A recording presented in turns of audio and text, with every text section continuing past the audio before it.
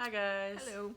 Today we thought we would do something sort of in response to the general state of anxiety everybody's feeling, including Me. yeah, she's been a little anxious, which is understandable. I think it's understandable for anybody to feel anxious right now. I seem to be coping okay for now, and you're not over the top anxious, you're just feeling anxiety. So before we jump in, I just want to do a quick disclaimer. We are not professional counselors. Is that your support cookie? Yes. Not professional counselors, not licensed social workers. So take everything we say as just something that works for us personally. And if you want to try it, go ahead. If not, hopefully there's something enjoyable at least.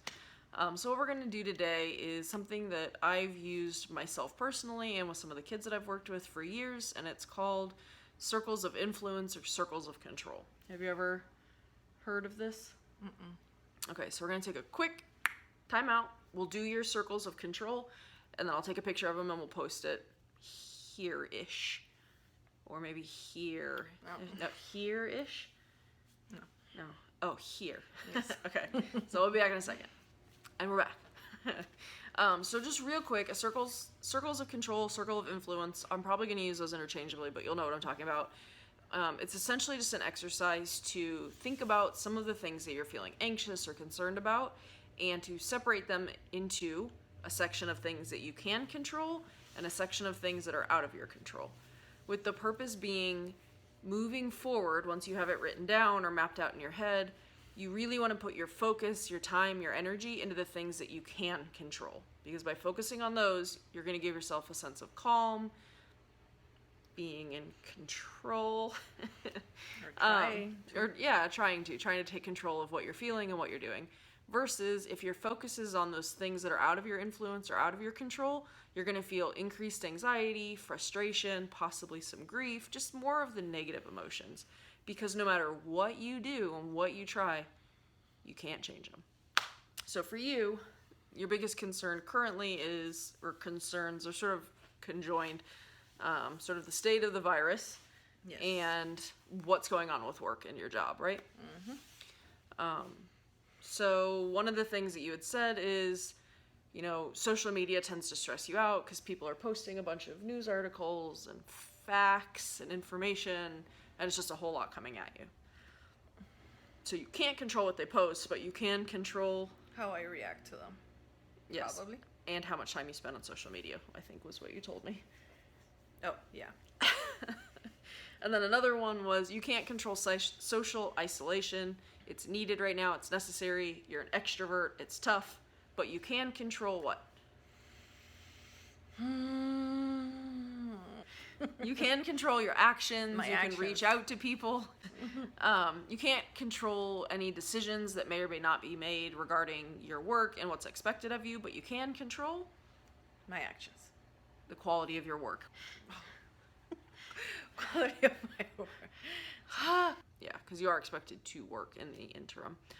You also said you can't control how seriously other people might take the virus and different precautions, but you can control how I actually keep healthy and how we handle our health.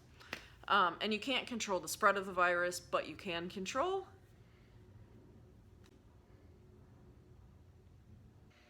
using healthy coping skills. Yes. So now that we have those kind of mapped out, do you feel better? No, probably not. The purpose of mapping them out is just so you can see what your focus can be on. So I guess in your case, tomorrow, because it's almost bedtime, your focus is as to what you put would be you're going to limit your time on social media, you're going to stick to your routine. When some of these thoughts pop into your head, you're going to focus on healthy coping skills, which for you is like what? Exercise, cleaning. You always seem to like to clean when you're stressed out. Very. Water, eating healthy, like the usual. You can control the quality of your work and your actions. So by focusing on those things, you are saying, these are the things I can control, and by just working on those, in theory, you're going to limit your anxiety. Now, in practice, I always feel like that doesn't fully do it for me. And you need to kind of map out or write down what the exact coping skills are.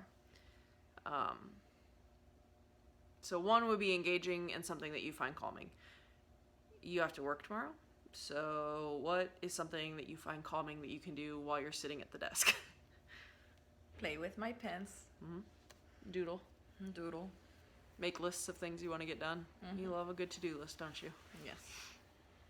Depending on what you guys are doing training-wise, you could probably work on cleaning the guest room a little bit as well. Like sorting through some of the stuff you have in there. Oh yeah, I kind of have to. For you, my little extrovert, talking to somebody. Obviously, me. And then you have your usual go-to people that you like to talk to as well, right? Like your sister and a couple friends. Yep. And one that I don't know that I've ever talked to you about that I used to use all the time, particularly when I worked in inpatient, was I always called it the 5 senses. Grounded by your 5 senses. Being grounded by your 5 senses. Have you ever done this one? So when you're getting caught up in like anxiety and, you know, maybe you're being a little naughty and focusing on social media and getting stressed out, what you would do in theory is you would recognize that you're getting anxious because that's a valid feeling that you can't always prevent. You would put your phone down and you would take a second to focus on your 5 senses. Specifically, you would look around the room and find 5 things that you can see. And then 4 things that you can feel or touch, whether that's your pens, the paper you're writing on, the clicking of the keys, maybe you have a fidget toy. And then you're going to do 3 things that you can hear. Odds are you'll be able to hear Ani and I playing out here. And then you're going to do 2 things that you can smell. So whether you are sniffing some cookies, or maybe if you have a pencil, that like pencil smell. Armpit. No.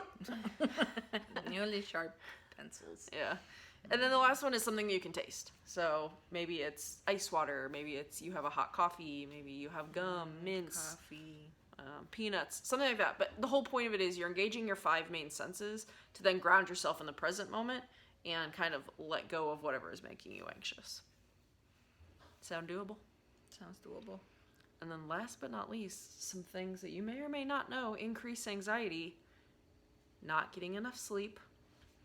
Things we can't control. The boss controls how much sleep we get overnight. And unfortunately, We're not getting enough. we're not getting enough. But, interestingly enough, something that can increase anxiety is too much caffeine. So, Not sleeping. I know. We need caffeine to Well, it's actually not. It's continue not. with our day. It's not. Don't have any caffeine. It's just don't have too much caffeine, and you don't normally I have don't. that much It's anyway. probably just a cup in the morning, and I think that's it. Skipping meals. That's one that you're not so great at. Can increase anxiety, and that is in your control because I've bought plenty of things you could very easily take in there and eat. Too much news can increase anxiety. You're kicking the couch. Oh, where was I? Skipping too much news. Oh, and then last but not least, something that can actually increase your anxiety is trying to ignore it or repress it, which is something that I tend to struggle with, although I'm not currently feeling anxious, but when I do feel anxious, I'll try to ignore it, and then it gets even worse. So, do you feel, not necessarily better in the moment, but do you feel like you have a better plan for tomorrow? I think I do. That was not convincing. I think I do. Hopefully one of you can find this helpful. Everybody's stressed out. This is just a stressful thing that we're going through right now. It hasn't happened in my lifetime, which means it hasn't happened in your lifetime either. Well, maybe your lifetime, but not your lifetime. But I think the big thing here is recognizing it's okay to feel anxious and then finding some healthy ways to deal with it. Sure. Any parting words of wisdom? No. Nothing. Get a good night's sleep. Okay. That's all. Bye. Bye.